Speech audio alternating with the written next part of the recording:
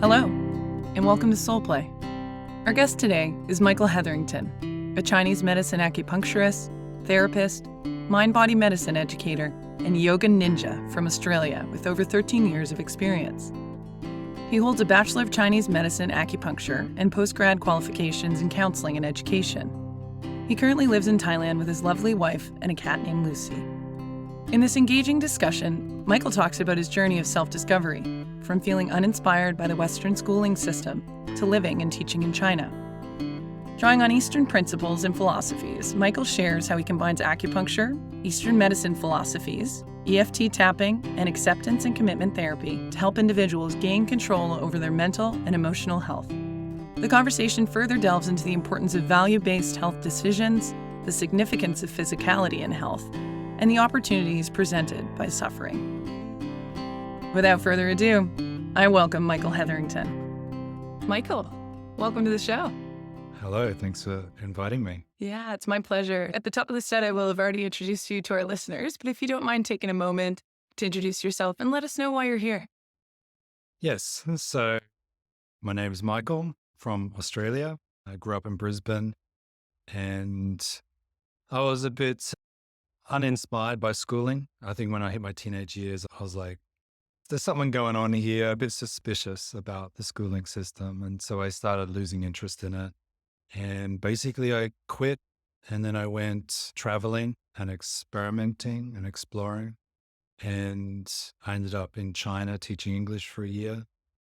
Around that same time, I was interested in Eastern ideas just because it felt like they were more established. Like the stuff I was learning at school or in the West was still feel very amateurish or very new.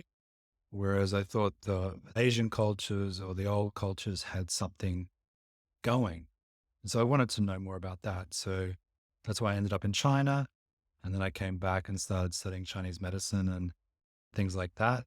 And then fast forward, it's what I'm still doing today. And that's what my work's all based upon: mental, emotional health, and particularly Chinese medicine stuff. And I did make a mission statement. I had to write it down. So why am I here? So it came up with my mission is to empower individuals with mental and emotional health education, effective techniques for letting go, and to share the benefits of Chinese medicine. That's kind of my jam at the moment. That's my jam. That's what this podcast is all about. We are in a mental health crisis. Ooh, it's a difficult time, and we need people like you. We need practitioners to help people help themselves, right? And we'll get into that in depth. And so Chinese medicine, could you get into some of the modalities that you use to help educate and empower people through mental health and emotional healing? Yeah, so when I studied Chinese medicine, we studied mainly acupuncture. And then I went off into clinical practice. But through that, you're really only treating one person at a time. And you don't have much time to talk about lifestyle. You don't have much time to talk about anything else. And I'm sure there's a big problem right now with like medical doctors only having 10 minutes to see patients. You can't do much with 10 minutes, right? So Absolutely not. Can the patient even land and articulate to their practitioner what's going on, right? exactly. So that's a big problem in all the fields of medicine, I think, is this lack of time and individualized care for patients and people, for the general public. And so they're not getting any education as such. They're kind of getting treatment straight away. So there's a real lack of education. And if you go to a psychologist, part of what they study and part of what they're trying to do with people as well is to what they call psychoeducation. So they're trying to educate their patients on different ways of looking at their situation, different ways of being educated of their own cognitive biases, so that they can go off and, live a life and manage a lot of it themselves, like manage your mental health yourself. And so from my observation, I found that education was the space where you could do more impact. You can reach more people, and rather than just one treatment. And also Chinese medicine became really clear the more I looked into it and studied it, is that it's based on principles, natural principles in life. And if you understand the principles, it's very easy to then apply the principles to your lifestyle. So, and even old Chinese culture, it's a medicalized culture. The food that they eat is it's kind of medicine. Mhm. Their Tai Chi Qigong that they practice, not because they're sick, but because it's their lifestyle. A lot of the things in old Chinese culture it's healthy. So that's where the West is terrible at, is our lifestyle is so out of touch with nature, particularly the natural cycles. And so we are all over the place. And so if we can work with something simple like Chinese medicine principles, then get people to start aligning with it in their lifestyle, then the diseases become, they start to dissolve. People can manage themselves. So it becomes more like a cultural healing.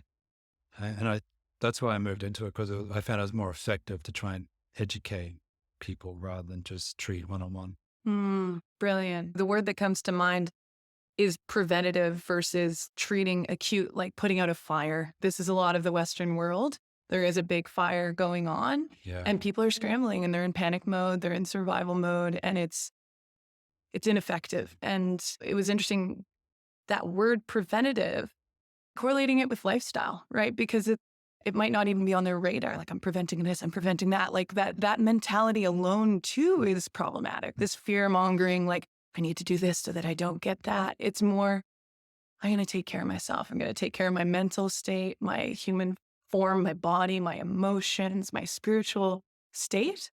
That's right. Wow, very in line. I can see why you've spent your life delving further and further and exploring and educating people. And again, this word empowerment, because we are inherently powerful, magical beings. But when placed in a dysfunctional society, there's a lot of fires to put out. So what are these principles, if you could kind of elaborate on specific ones? One way that the Chinese view the body is like a garden, and the same environmental factors that influence the external garden, the external environment, also are the same environmental factors that influence the internal garden or the environment. So things like too much fire, too much heat, too much damp, too much cold, too much dry. So most Chinese medicine diagnosis is all based on these ideas. Is this person got too much fire? Does this person have too much cold in their system? Are they too damp? For example, damp might be diabetes. It's a damp condition. Too much fire would mean like lots of headaches, hypertension. There's too much like fire. Too much cold would be like poor circulation, a lot of tightness. Everything's shut down. There's no fire in them. There's not enough fire. So that's what we're looking at when we look at an illness, and we're sort of translating it from a Western diagnosis, like diabetes, for example. What does that mean in this elemental idea? And then, okay, well, if it's too much damp, how do you treat damp in the environment? You dry it out. So with diabetes, you're looking to put fire in and dry them out, get all the fluid out of there and stimulate the system so it dries out. So when you look at food, it's the same. The food is based on all the elements. Is it too cold? Is it too hot? Is it damp? And so if you understand your body constitution and, you got too much fire going on, you got too much cold going on, then you know what type of food to move towards to treat that condition, right? It's very easy to understand. And I think it's very simple. But then Western medicine is very, very complicated. Almost so complicated, it becomes like an elitist knowledge base. And now you need this computer and this technology to treat the disease. It's very elitist and almost very expensive. Big time. And you got to go a special doctor to do that. But if you go back to Chinese medicine, it's very simple. Do you have too much cold? Do you have too much heat? Do you have too much damp? And if you do, change your environment around you. Take action. Yeah, change the food so it fits. So that's one of the biggest understandings, and it's very easy to comprehend. So I think if people understood that. It's a big deal. And say for myself, if I wanted to discover what my makeup was, Is that something that's determined at birth? Is it evolving and changing? Obviously, it sounds like if we, put conscious attention towards our diet and our lifestyle, we can adjust things. But if we're just going, doing, existing, does it tend to stay consistent if our thoughts and lifestyle remain the same? Or how does that work? Yeah, so that's a good question. And yeah, do people's, like, how much does constitution or genetics would be the Western term, like your genetics predisposition? So definitely you're born with a particular genetic or constitutional style. You've got a tall, skinny person have a tendency towards fire and maybe dry, whereas a large person may have a tendency to too much water and cold in their system. So those are playing definitely. And of course, your parents are contributing to that. But what's interesting, I think, is that I think you can change it. You can change it. And I'd say the cycle, depending on the person, but like every 10 years, you could probably change your system quite significantly from extremely obese to extremely damp to a dry, balanced human being. Or you could go the other way. You could go from extremely obese to extremely skinny, like anorexia, where you've got a different set of problems, a different set of elements that you need to treat that. But I do think that you can change it. And I think when we go into the psychology, there's, personality tests, which people are really into. And I think they serve a purpose, but I think they're a trap for a lot of things. It's kind of almost like a little bit like astrology as well. This idea that you're a set code or a set way, that's just who I am kind of thing, and that it's unchangeable. I don't think that's true. I think you can change. Again, I'd say it'd take about 10 years, but you can completely change your personality. You can completely change your body constitution. But, you'd have to work pretty hard at it, but I think you can. It's a blessing. I think that's more of a blessing than anything, is that you do have the power you're not set. You're not always going to be like this. You're not always going to be like that. You can change yourself if you do it consciously and Yeah, I absolutely agree with you. And I think that's important to point out because it hands the baton back to ourselves rather than giving our baton of power away. And it's happened to me personally. It's happened to, you hear time and time again, people are having issues and problems mentally, physically. They go to a Western doc. We've done everything we can. Yes. How hopeless I felt in that moment, right? There's infinite possibilities of unfolding, and we are here to expand and evolve if we can consciously choose. Because even not choosing or being a bit more passive is a choice. It's a choice of perhaps stagnation and staying the same. And so I think a big part of this movement away from this mental health crisis that we're in is remembering that we are here constantly changing. That's the nature of the universe. If you're talking about principles and stuff like this, the nature of the universe is impermanent. It's constantly changing. There's ups and downs. To be this stagnant, identifying with one specific form is very problematic. And I think perhaps caused some of what we're seeing today. And I think, like the diagnosis comes into play a lot. I think we're getting to a point almost where people are almost proud of a diagnosis. Sure. And they're like gathering diagnoses. I've got PTSD, I've got trauma, I got this, I got that, I got anxiety disorder, now I've got diabetes. And it's almost like, yes, that's just who I am. And this is the way it is. And now I've just got to, and I just think that's such a cop out, It's devastating, right? And to bring some compassion and empathy in a dysfunctional society where you've had these problems and difficulties and challenges your whole life, and you finally get a diagnosis. And in a lot of people's minds fall into this period of, I must just accept that, both of which are not full expressions of what we can be here on planet Earth as humans. So it's finding this fine line of balance of how do we remain compassionate, but also urge action, right? And I think that's one of the reasons too that I've brought you on. I've started this podcast hopefully to create a community where people can feel seen and heard rather than dismissed and not worth time. If you have 10 minutes in an office with someone who doesn't know anything about you, and then they're checking your blood pressure, asking about very irrelevant things when it comes to you're coming in with a psychological crisis, and it's disempowering. So where do we go from here? We're very fortunate. We're over here in Thailand, and to be honest, it's quite far removed from the Western world, and there's a lot of like-minded people like Michael and I here that are really attempting to challenge this system, and we have a lot of community in support of that here. But for our friends over in the Western world, for example, like how do we go about this? Do you have practical tips?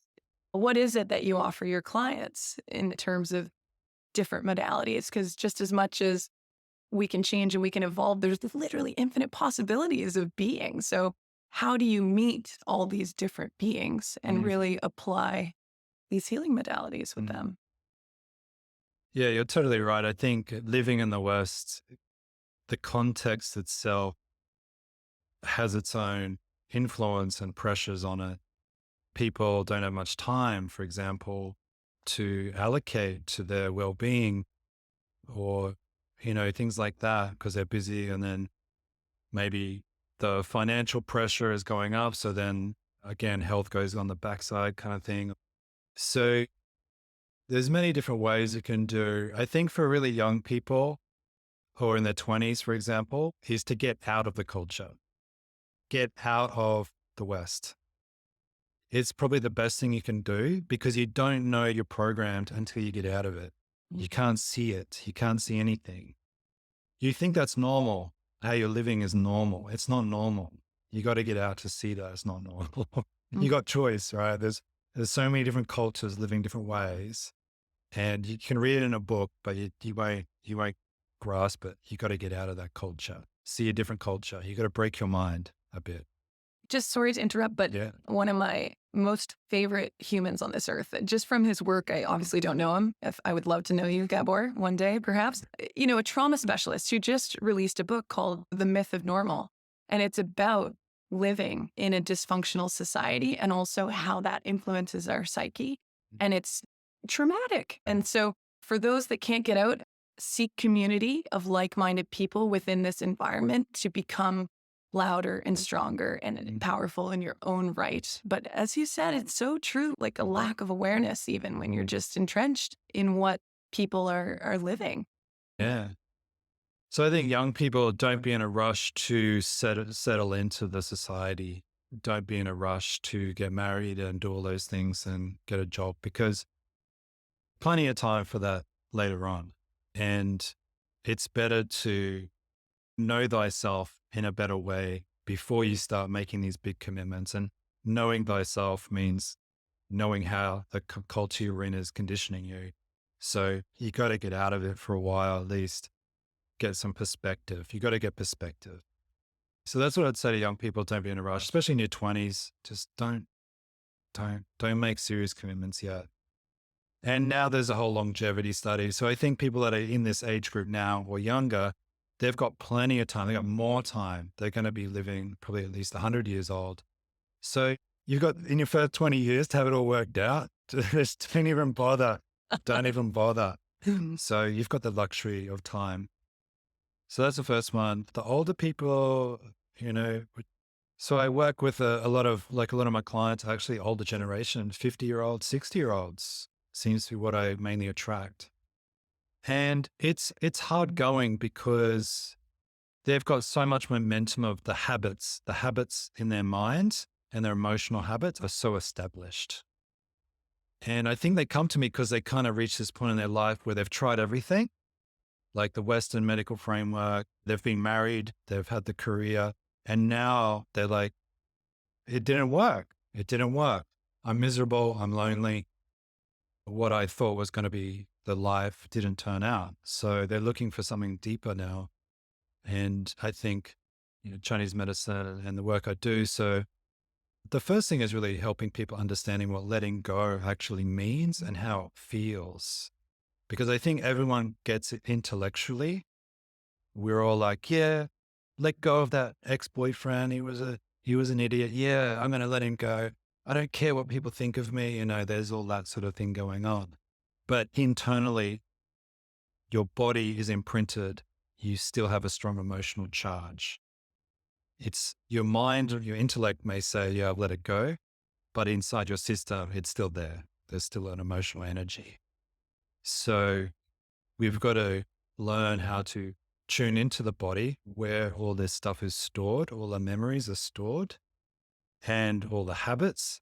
And then you tune in, you feel these tension points, or in Buddhism, they call them sankalpas, and you find them, and then you learn how to actually let them move through your body and leave your body. So that's really what I end up working with a lot with people, is helping them feel these things and actually let these things go for good. Because even the whole medication and all this stuff, even CBT, cognitive behavioral therapies, it's usually a strategy that you're not letting the thing go. You're just sort of, either the medication tends to suppress the feeling, or CBT is almost like you're avoiding the feeling. So you're changing your strategy so that you're not addressing the feeling. There's more to it than that, but that's a basic overview. So instead of all those things, is actually, why don't we get in touch with the feeling inside, the stress, and actually allow it to start releasing the body so that we can continue that process. So whenever we feel uncomfortable feelings further on, is now we have a strategy which actually dissolves stress rather than accumulates stress or medicates the stress, or whatever the other strategy may be. It's hard going though, because there's a lot of momentum, like I said, in the other direction with the culture, with all that stuff. So it takes a while for people to, first of all, feel the body. A lot of people are very disconnected from the body, and then be able to release energy out of the body. But yeah, that's what I end up doing. Such valuable work. And I'm assuming for people who have been living their life, going, doing, and coming to you at 50, 60 years old, this might be an introduction for them, right? Like, what does it feel like in your body? Yes. How many people are asked that question? Right. Right? Like disbelief, confusion, I imagine. What do you mean? What do I feel? Yes. What are some responses to this question? Well, often the first one is talk about, they just keep talking. Sure. They think that the talking about it is where it's happening. And so they keep going back to that. But it's like, no, let's tune into the feeling of What? So it's a foreign concept. It because really is. your doctor never says, oh, how does the stress feel inside your body? They just, are doing their own thing. So that's the first thing, is people tend to go back onto talking about it, trying to intellectualize everything. And that's part of your program generally. Yeah. Same with me. This is something I'm personally deprogramming at the moment, right? Like, it's not like we're talking about something that, oh yeah, I've figured it all out. I really do have a lot of compassion for myself, for all of us that were raised in this environment that has not prepared us or provided us with a toolkit. Okay. And then there's talking a bit of discomfort. And do people tend to always come back? Or there's some runners that tend to, what do you mean? What am I feeling? I can't go there out of fear, for example. More almost stereotypical is that men may have a harder time, older men, to access that level. And often a good strategy is go, okay, let's not focus on the emotions per se. Let's just focus on pain in your body. Okay. Yeah. More tangible, it seems. Yeah. More tangible. Yeah. And it's actually very similarly linked. I'm sure if we looked at brain scans and stuff, is that emotional pain and physical pain, there's some connection there. So you could just, to make it easier, I'm sure you could say, oh yeah, I've got pain in my hip to the doctor or whatever, right? But then I would say, okay, well, is it a twisting sensation? Is it a pulsing sensation? Is it a sharp sensation? Where does it begin? Where does it end? Where's the center of it? How deep is it? Like, really get a visual, get a map, a 3D experience of your body. Because again, this is you, right? This system, you don't really have much sensitivity, or you don't really know what's going on in another person. You don't know what's going on out there, but you have full capacity to tune in, to access this system. This is the best thing you got, right? The mind, the body.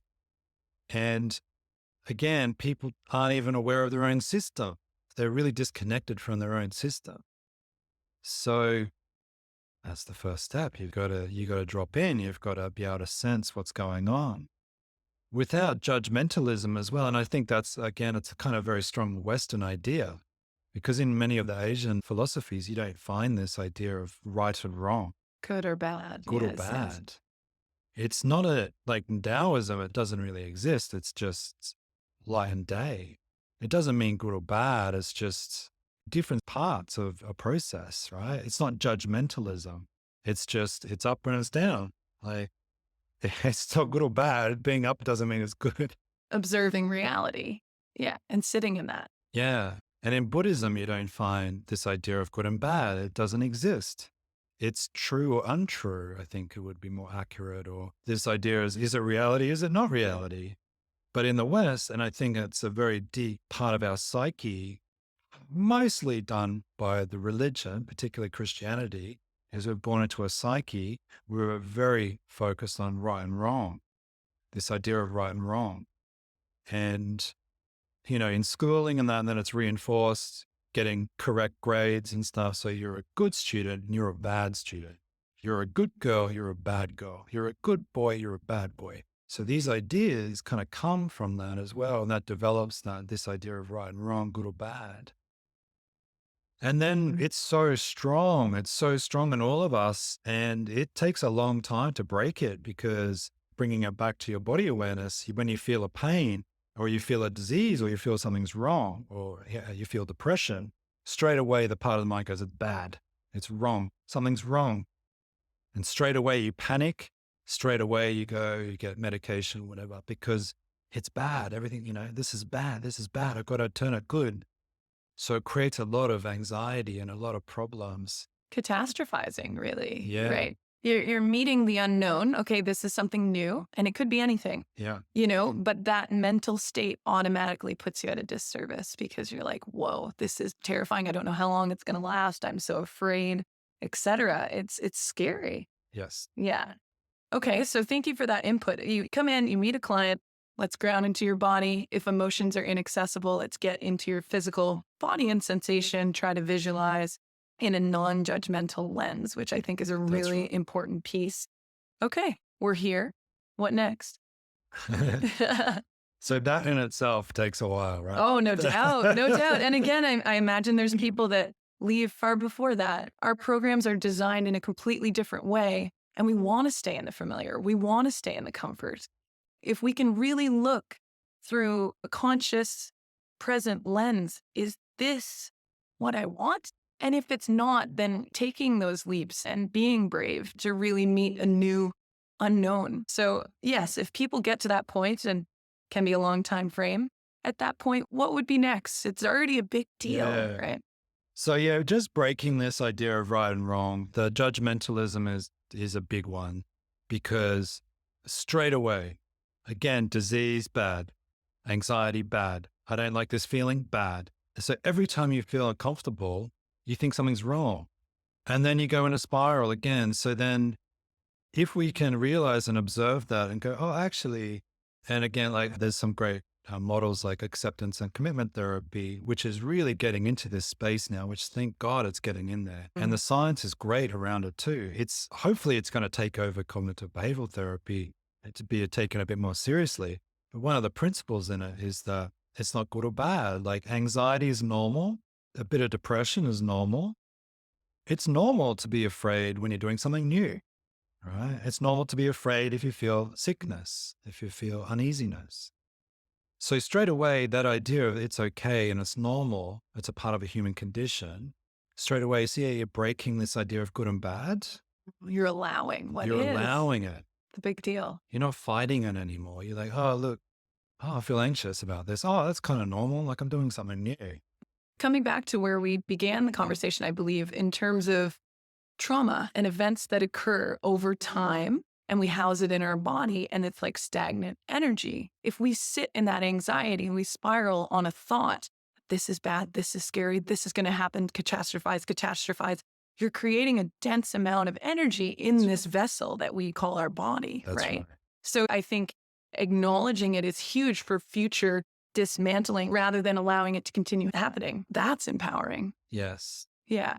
And commitment, I love that word is in, because if you can speak to that, I mean, you just have to show up, right? Continue showing That's up. right. You acknowledge that anxiety is part of the deal of being a human being. And in acceptance and commitment therapy, they focus a lot on values. So if you can identify your values, and that'll help give you a direction in your life. And so the reason people give up so easily, like go to the gym, lose weight, is because they hit a discomfort point, but the value they've identified with this activity is not strong enough for them to overcome the discomfort. So go to the gym, I want to do it, but not today. I'm too tired. I can't be bothered, right? So that feeling is stronger than the value, which is more likely they just haven't identified it. It's not that they haven't established it. They just haven't looked at it properly yet.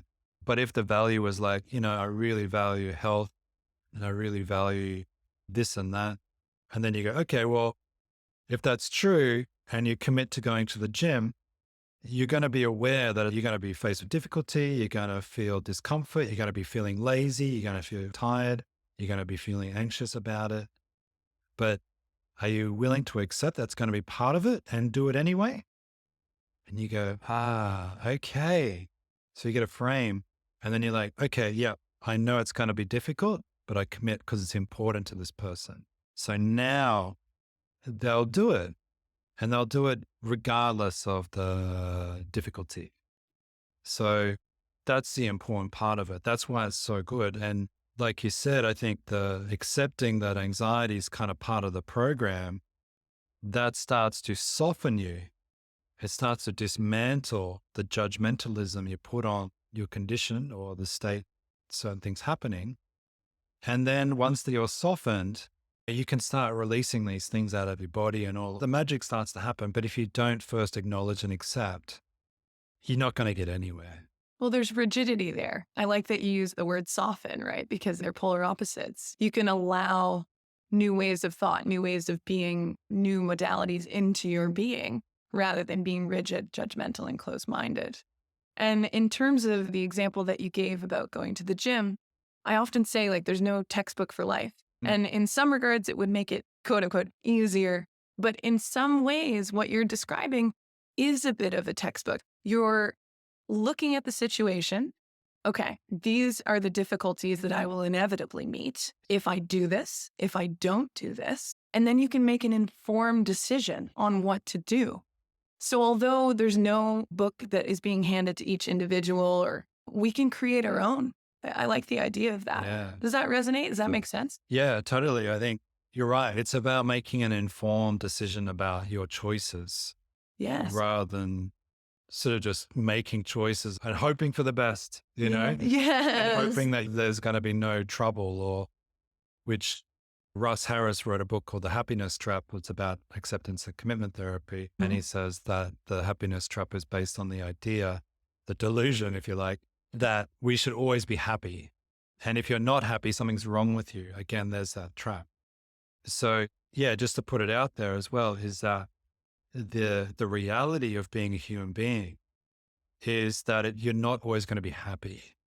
You're going to experience sadness. Like, things die, of course. You're going to be grief stricken. You're going to feel depressed sometimes. I think the average human adult expresses depression 3 times in their life, in their adult life. So it's normal, right? It's part of it, right? It's almost like in Buddhism, like kind of like the suffering is the way. Suffering is kind of good for us in a lot of ways.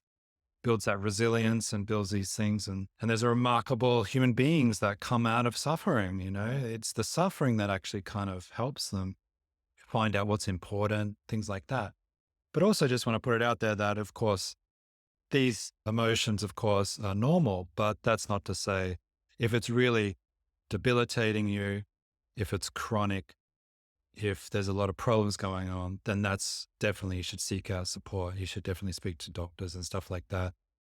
So not to grin and bear everything, but a lot of things you could probably, with a bit of informed decision making, you can weather a lot of it yourself. Yeah. And I like the idea of it goes back to good and bad, because it's like happy is good, sad is bad. Yeah. If we get rid of this duality of good and bad, this and that, then we can really just finally land or meet again. Not that this is our first time from a humanity perspective, but really land in the fact that we are full spectrum beings here to experience everything. And whatever is good and bad, or seemingly good and bad, is just a story created by someone that's not accurate. But those are other things that like I didn't hear until, my later adult life. But this is part of the program. No, this is good. This is what to expect. And if this is happening, get out. That's the textbook we're given. Yes. Right? All of these like windy, ridiculous stories that equate to, I don't like to say broken human, but it's interesting. I bring this up because I have a strong opinion on the word healing, right? It implies that we're broken. So I prefer the language of remembering our essence. But if we're talking in this language, if we're handed the textbook with all these stories that don't resonate or align with our intuition or our beliefs, but we just subdue those and start listening to this textbook, then we do become broken, right? I mean, that's a profound realization. And like you said, magic can come from suffering, right? If we can pick ourselves up and work through these really challenging times, then there is light on the other side. I believe that from a personal level, from dear friends. Yeah, I mean, it's happening everywhere. To live well, to suffer well. Yes. And accept both. Wow. So acceptance, commitment therapy, is this something that is your go-to nowadays? Like, what are other modalities that you've been using that you find effective, that might be new to the listeners out there, that they might be able to seek practitioners around them? Yeah, so EFT, tapping, the emotional freedom technique, is a great modality. So basically, when someone goes into a fear response or an anxiety response, the brain kind of goes into a loop, like it fires up and it gets kind of stuck in it, like a rumination type neurological activity. So the tapping, when you tap on the body in a certain way, basically it helps the brain sort of snap out of that loop. And so the activity can start moving into different parts of the system. And so then it can be furtherly integrated and processed, essentially. So I think when just talking about things has a tendency to keep the loop intact. So you're firing the loop when you go into talking about a trauma or something. Not always the case, but in some cases, you just keep the loop going. You keep the story re-energized. There's no change in your brain physiology. But the tapping, I feel, and I reckon the science will clearly show this in the next 5-10 years, it'll be obvious that the brain is able to change the functioning. So it's able to shoot the memory into different parts of your brain so you can process it properly. So EFT is really good for breaking down fears and old memories. Acceptance and commitment therapy is more about helping people create a direction in their life, because a lot of people are lost. That's another big thing. The meaning in people's lives, people have lost meaning. And when a human being loses meaning, it's a very bad situation. And panic. That's a lot of what we're seeing. Yeah. Of course, it's disheartening to lose meaning. And so you feel lost and you're grasping at it. Grasping at anything. And I think it's like 60, 70% of people that are in their job are not happy with it. So that's alarming. Their lack of meaning in their work creates depression and then bad habits and all that sort of stuff. So I think ACT is really good for helping people identify meaning and for direction, so they're able to pursue it, whatever they come up with, even though it's going to be hard, right? It gives you the realistic idea. It's going to be hard as well. And then, of course, the yogas, like I can't speak highly enough of the yoga systems, because when we're talking about the body and the mind, one thing we really need to do, and the Westerners are out of touch with again, is we've got to get the body. First of all, let's go back to basics. We've got to learn how to sit properly. We've got to learn how to stand properly. We've got to learn how to walk properly. We've got to learn how to eat properly. We've got to learn how to sleep properly. No one taught us these things. And we've usually just copied what our parents did as children. And that's very dysfunctional, obviously. So if you look at human beings walking around and standing and sitting, they can't even sit. They can't sit. They can't stand. They've got back pain, all this sort of stuff. And they're like 20 years old. I had back pain when I was 20 years old. So The yogas and the qigong and tai chi, but I think yoga's easier to access. The yogas has to teach us the fundamentals of these simple things: how to hold your body in space, how to sit, how to lie down. We have to learn these things. So the yogas, the qigong, the tai chi, and the martial arts also teaches you how to stand, how to walk. So the martial arts are good as well. But I really like the idea of physicality. You got to train your physical structure, because modern human beings, if you just think about 100 years ago, 100 years ago, humans were probably 20 times more active. And so we've got a big problem that we're not active and we're indoors all 90% of the day now. Slouching, sitting back, not like sitting always this properly. one-sided, favoring one side when we're standing. And this is all physicality and even Yeah. breathing, right? Breathing. I remember I had an injury when I was 28 years old and they taught me how to breathe. Yeah. Actually, that was such a profound realization, 28 years old. Yeah. And I was taking shallow breaths, and it's so influential for our overall health and well-being. It's the basics, right? It should be. It's the basics. Yes. And this is what children should be. That's what we should be learning in school. And I think that's where I was like, this is nonsense. Yeah, for sure. It's like your intuition was strong. Yeah. Sitting behind desks and learning maths off a board is nonsense. I got to learn how to sit. I got to learn how to breathe. I got to learn how to stand. I got to learn how to navigate what it means to have a mind. Yeah. And thoughts, like random thoughts, right? Because for a long time, myself and many others I know, you identify with your thoughts. You think it's your reality no matter what. I mean, that too is so disempowering. Yeah. You're just ruled by this monkey in your mind. Yeah. You know, it's getting in touch with your body. I know yoga also helps with breath big time. Yeah. And being grounded. There's a sense of stillness in yogic practice, depending on what type of yoga you're doing, of course. But this sense of stillness and spaciousness and quiet, there's nowhere to be but your mat. So even getting used to that.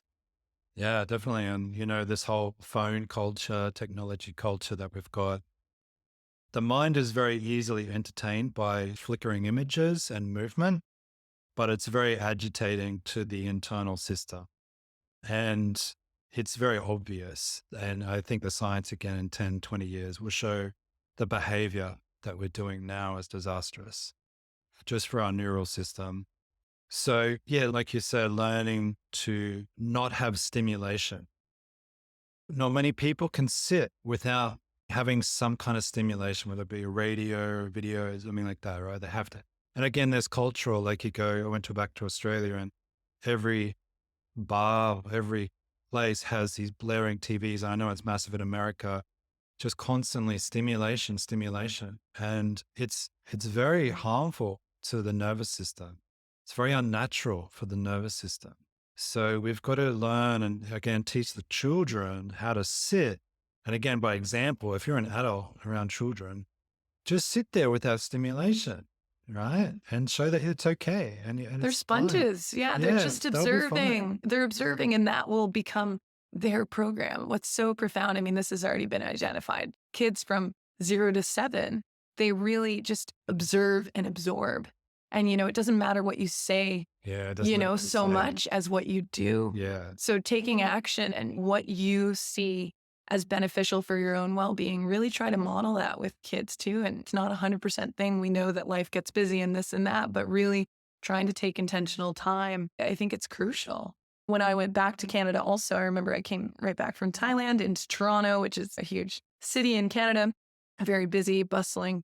And it was jarring coming from a more quiet, spacious place, even being put in an environment where I went to a restaurant, which actually turned out to be a bar. So there was televisions, people were talking very loud, there was music on. And baseline, that alone is activating. It's combining that with, I think it just sends you in a different program. So I think, you were onto something with your recommendation to really kind of step away from the West, or maybe step away from the hustle bustle at very least. Try to make some time for peace and quiet. And if that's not accessible outside of the country, then hopefully it is in a nearby park, really sitting in stillness. And what I've noticed too, whenever I sit with myself, you can actually observe whether that's mental chatter or emotions or physical sensations, which kind of brings us back to what you're doing with clients, right? Which we can access ourselves slowly and intentionally Yeah. Mm. Thank you for your time. And I think it's so valuable to hear these deep wisdoms. It's interesting because none of this is new. This is where we came from, this stillness, this quiet, this connection and community and being physically active and going out. And we're not recreating the wheelhouse here. We're just going back to it. So our last question here, if you could leave a message, an idea, a thought with our listeners, what would that be?